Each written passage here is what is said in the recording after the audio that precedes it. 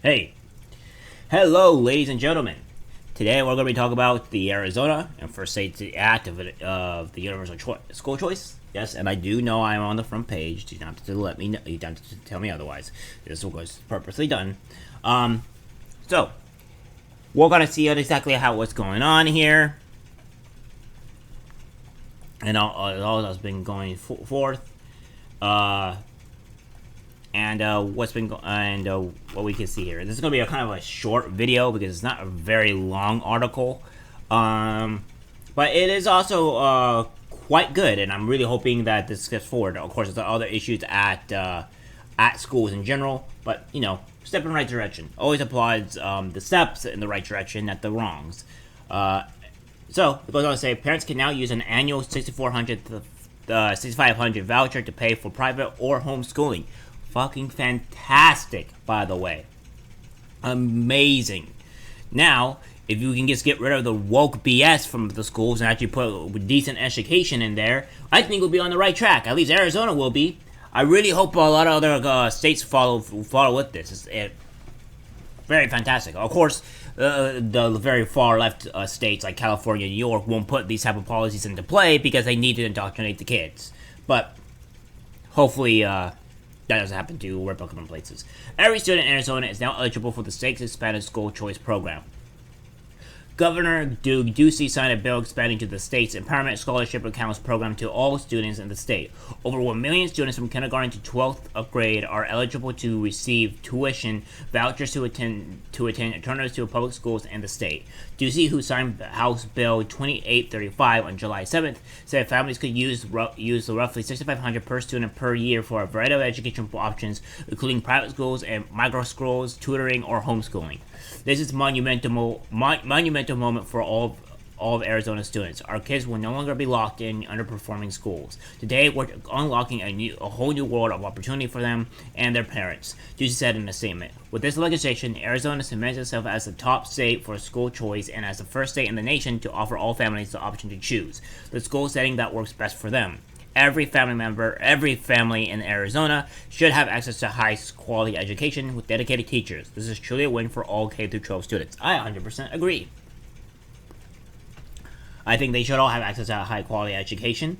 And I think a lot more people will probably choose to do private schools and maybe even homeschooling, specifically just because of the fact that, better education and all that stuff is really, really good for kids, and you won't have to worry about being indoctrinated to the public schools. Granted, they should have to remove some of the indoctrination and BS that's happening in Arizona in terms of woke schools and stuff like that, which they should really try to hamper down on those. But this is, again, as I said, this is a step in the right direction. Now, I don't know how good in terms of what the Arizona state is currently teaching its kids. Just because of the fact that I don't know the education system, but I do know that currently, right now, this is a very good step. We can go over the bill, guys. We can go over the bill. I just can't see how this is necessarily a bad thing.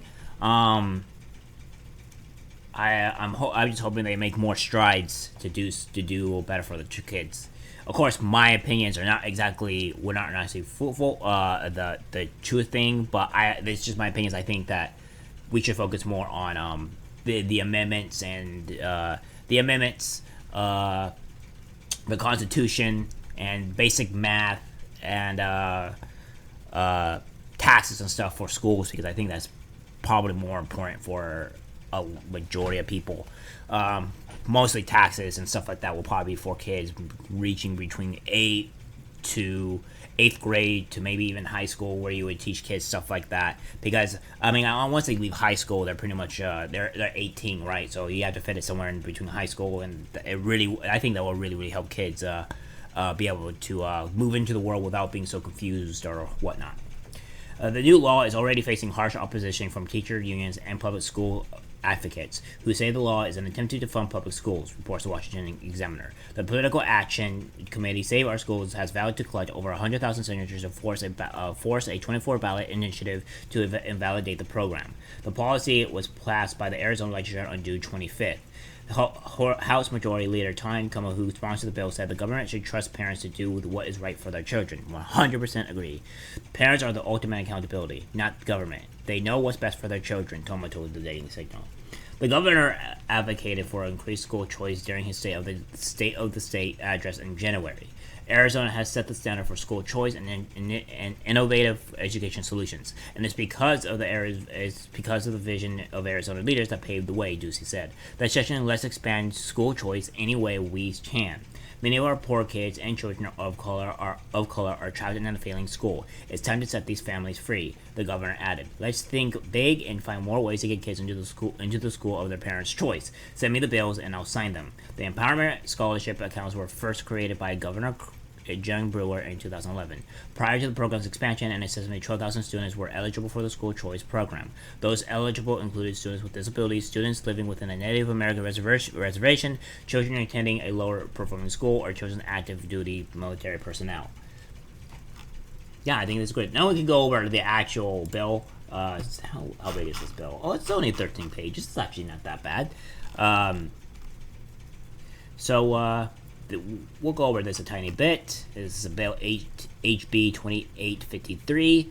I'm not quite sure. This is an interesting bill.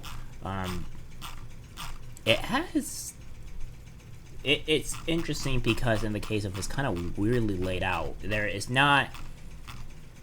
doesn't have a great structure, I would say. I mean, it gets to the point, but I won't even say it even gets to the point. It's just like broadly termed into one full thing. I got some 13 pages. You don't really need to do too much fancy stuff, but it would be nice to actually have like a Legends thing or whatever, where we can actually just go to the direct thing that you're talking about. So, it says, annual education plan means an initial individual evaluation and subsequent annual reviews that are developed for a qualified student who meets the criteria specified in paragraph 7. And subdivision, curriculum means a course of study for content areas or grade levels. So, stuff like that. Department means the Department of the Education. Parent means a resident of the state who is a parent. So, we kind of get the gist of kind of what this is going for here. Pretty much is going to... The qualified school means a non-governmental primary or secondary school or preschool for people with disabilities that is located in this state. So, kind of shows what's going on here. The requirements of this item and who meets the income eligibility requirements for free and the reduced price launches under the National School Launch and Child Nutrition Acts 42 to United States Code or Section 1751 through 1793. It's not subject to subdivision of this paragraph. A previous recipient of a scholarship issued pursuant to Section 15891 or the section unless the qualified student's parent has been removed from eligibility in the program or for failure to comply pursuant to 152403 subsection C. So there's a lot of lawyer talk from what I'm seeing, but it is straightforward, right? Like, you don't have to know exactly 100% of the lawyer talk to kind of understand what this bill is specifically saying here. I just wish that this bill was more well organized, but it's just not. A child of a parent who is a member of the armed forces of the United States and who is inactive or was killed in the line of duty, a child who meets the requirements of this item is not subject to subdivision of this paragraph, a child who is a ward of the juvenile court and who is residing with specific permanent placement pursuant to Section 862 and the clan is objected for permanent guardianship. A child is a sibling of a current or previous Arizona Empowerment Scholarship account or of an eligible qualified student who accepts the terms of enrolls in an Arizona Empowerment Scholarship account. Now, all of this is really, really good, personally. I'm trying to briefly go over it with you guys, kind of see what it's saying. A child of a parent who is legally blind or deaf or hard of hearing is defined in Section 36, 1941. So it's pretty much labeling everybody with like either mental disabilities or that's in the military, or all these kind of crazy things. Those people are also eligible, not them being excluded. So this is really, really good.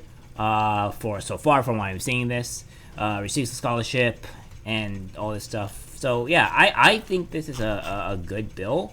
We get the rough draft of it, right? And $6,500 per student per year is really, really nice. And I I really want other states to do this. Right on, Governor. You did a Ducey, you did a fucking great job here. I like this. I like to see that that Republicans are finding some type of way to put these things into place. I'm hoping when Republicans do get in power that they really hammer down on the left, so that way we can get some relief and some non-pain into us. So guys, that's the video. Really good job in Arizona. Keep up the good work. So that's the video. Like, share, subscribe, and I'll see you in the next one. Take care.